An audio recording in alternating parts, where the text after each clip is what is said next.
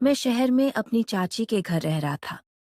मेरे चाचा विदेश में नौकरी करते थे, इसलिए घर में सिर्फ मैं और चाची ही रहते थे।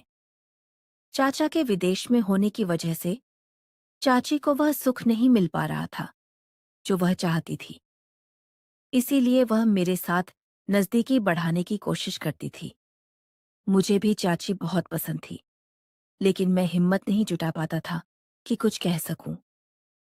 एक रात बिजली चली गई, तब चाची मेरे कमरे में आ गई और आधी रात को मेरे साथ मेरा नाम अंकित है। मेरी उम्र 25 साल है। मैं दिखने में स्मार्ट और हैंडसम हूँ और मेरा शरीर भी अच्छा है। मुझे देखते ही कोई भी लड़की मुझ पर फिदा हो जाए, ऐसा मेरा लुक था। हम गांव में रहते थे और मेरे मम्मी पापा खेती करते थे। मैंने अपनी पढ़ाई पूरी कर ली थी और शहर की एक आईटी कंपनी में इंटरव्यू दिया था। अभी मैं मम्मी पापा की खेती में मदद कर रहा था। एक दिन कंपनी से कॉल आया कि मेरा सिलेक्शन हो गया है और मैं 2-3 दिन में नौकरी ज्वाइन कर सकता हूँ। मैं बहुत खुश हुआ और मैंने मम्मी पापा को बताया। पापा ने कहा, अंकित, मैं तुम्हारे चाचा को फ़ोन करके तुम्हारे रहने की व्यवस्था करने को कहता हूँ। मैंने कहा, ठीक है पापा। मेरे चाचा चाची और दादी उस शहर में रहते थे। पापा ने चाचा को फ़ोन किया और कहा, रमेश अंकित को शहर में आईटी कंपनी में नौकरी मिल गई है। वह शहर में रहेगा तो उसका रहने का इंतज़ाम कर दो। उसे कोई किराए का कमरा दिलवा दो। चाचा बोले, भैया अंकित को किराए पर रहने की जरूरत नहीं। वो मेरे घर पर आराम से रह सकता है। वैसे भी घर में सिर्फ माँ और उसकी चाची ही हैं। अंकित उनके साथ रहेगा। मेरे चाचा विदेश में नौकरी करते थे और 6 महीने में एक बार घर आते थे। चाचा चाची की शादी को 5 साल हो गए थे, लेकिन उनकी कोई संतान नहीं थी। इसलिए घर में सिर्फ दादी और चाची रहती थी। मैंने सोचा था कि मैं चाचा चाची से दूर अकेले मजे से रहूंगा। इसीलिए मैं किराए के कमरे में रहना चाहता था, लेकिन मम्मी ने कहा कि तुम चाचा के घर ही रहोगे और नौकरी करोगे। मुझे नहीं पता था कि मेरा आगे का जीवन इतना खूबसूरत होगा। 2-3 दिन बाद मैं शहर जाने लगा। मेरे मन में ख्याल आया कि चाची कैसी होंगी, क्योंकि मैं उन्हें बहुत महीनों बाद मिलने वाला था। मेरी चाची दिखने में बहुत सुंदर थी। उनकी खूबसूरती मन को पागल कर देने वाली थी। वह इतनी आकर्षक थी कि उन्हें देखते ही कोई भी पुरुष उनके प्यार में पड़ जाए। चाची मानो स्वर्ग की अप्सरा थी, इसीलिए मुझे वह बहुत पसंद थी। जब चाचा चाची की शादी हुई थी, तब वह 1 महीने के लिए गांव में हमारे घर आए थे। चाची बहुत खुले स्वभाव की थी। वो मेरे साथ हमेशा हंसी-मजाक करती थी। उस 1 महीने में मैं चाची के प्यार में पड़ गया था। चाची मुझे देखती थी, लेकिन मुझे नहीं पता था कि उनके मन में मेरे लिए क्या है। लेकिन अब मैं बहुत खुश था, क्योंकि मैं चाची के साथ ही रहने वाला था। शहर जाते वक्त मैं चाची के बारे में ही सोच रहा था। पता ही नहीं चला कि कब शहर आ गया। मैं चाचा के घर पहुंचा तो चाची को एक अतक देखता रह गया। चाची ने गुलाबी साड़ी पहनी थी, जिसमें उनकी खूबसूरती और भी निखर रही थी। तभी दादी मेरे पास आई और मेरी पीठ पर हाथ फेरते हुए बोली, अच्छा हुआ तू आ गया। मैं होश में आया और दादी के पैर छुए। दादी बोली, तुम्हारा चाचा तो हमेशा विदेश में ही रहता है। 6 महीने में एक बार घर आता है। मैं फ्रेश होकर हॉल में सोफे पर बैठ गया। चाची मेरे लिए चाय लेकर आई, चाय का कप रखने के लिए। वो नीचे झुकी, तभी उनका पल्लू सरक गया। मेरी नजर वहां चली गई जहां नहीं जाना चाहिए था। मैं उनकी खूबसूरती में खो गया। चाची पहले से ज्यादा सुंदर लग रही थी। चाची बोली, अंकित ऐसे क्या देख रहा है? मैंने कहा, कुछ नहीं चाची। चाची थोड़ा शर्मा और मुस्कुराते हुए किचन में चली गई। शायद चाची को मेरा इस तरह देखना अच्छा लग रहा था, क्योंकि चाचा के विदेश में होने की वजह से उन्हें वह सुख नहीं मिल रहा था जो वह चाहती थी। मैं दादी के साथ बातें करने लगा। दादी बोली, अंकित, तुम्हारे लिए चाची के कमरे के बगल वाला कमरा खाली है। अपना सामान वहां रख दो और खाना खाने आ जाओ।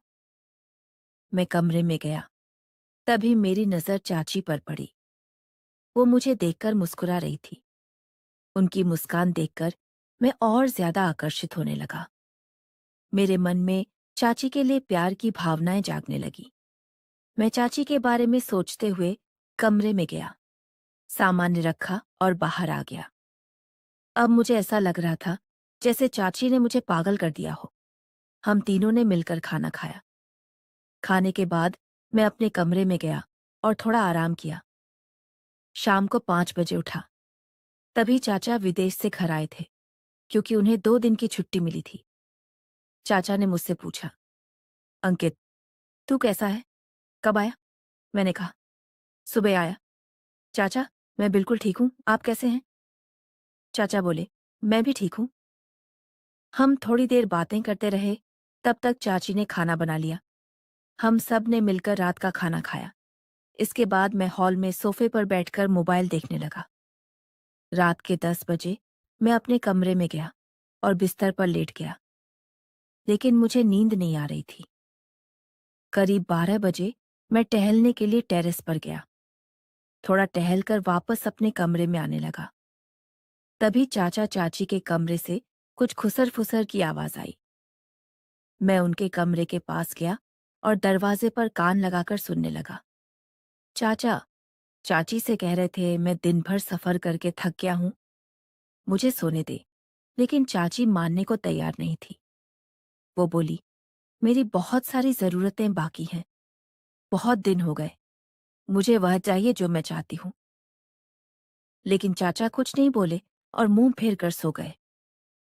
चाची ने खुद को संभाला और वह भी सो गई। मैं अपने कमरे में गया और सोचने लगा कि चाची को जो चाहिए वह अब मैं ही दे सकता हूँ।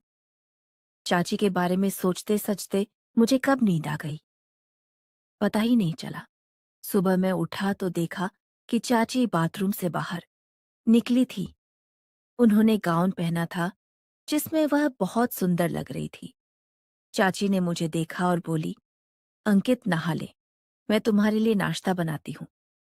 मैं नहाकर तैयार हुआ और हॉल में सोफे पर बैठ गया। चाची मेरे लिए नाश्ता लेकर आई। नाश्ता करते वक्त मैं चाची को देख रहा था।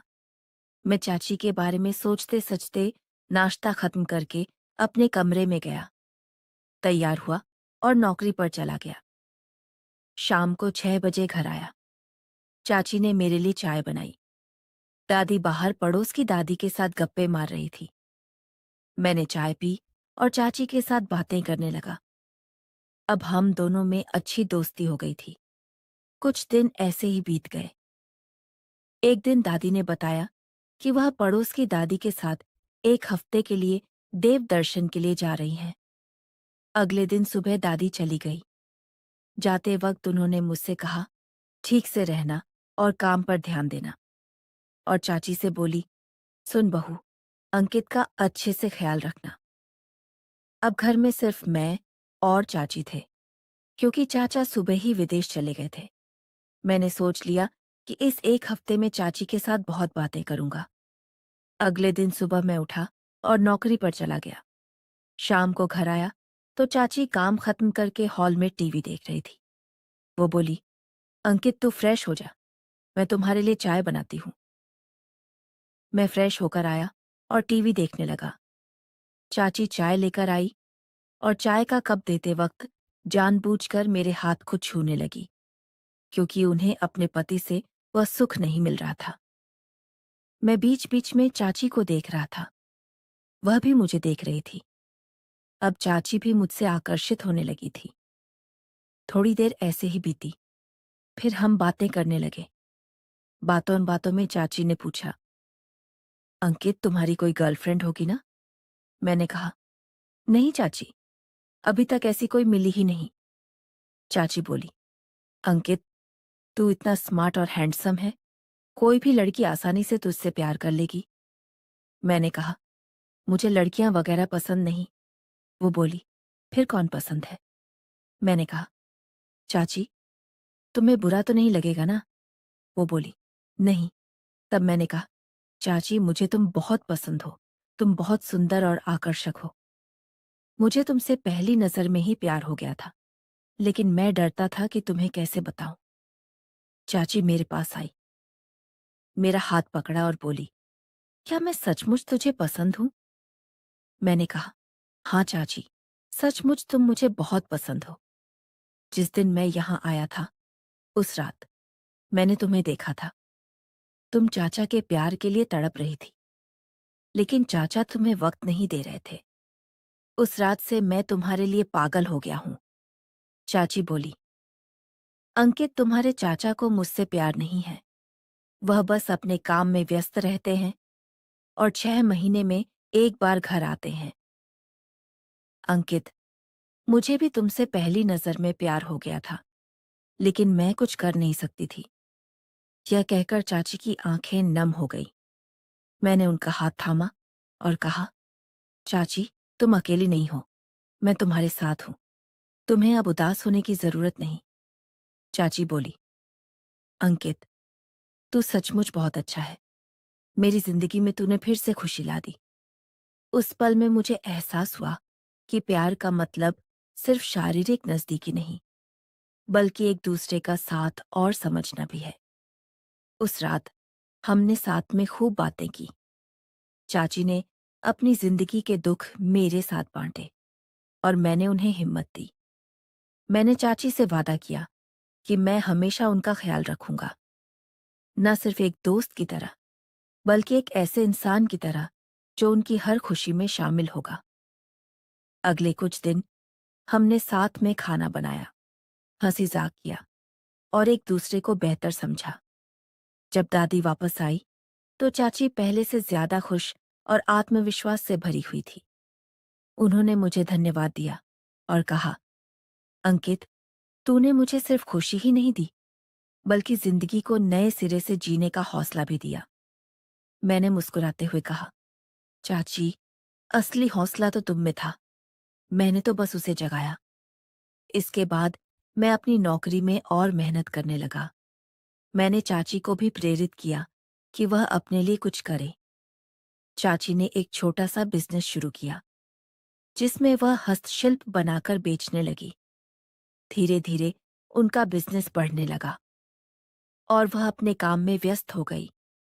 मैंने भी अपनी नौकरी में तरक्की की और अपने सपनों को पूरा करने की ओर बढ़ने लगा।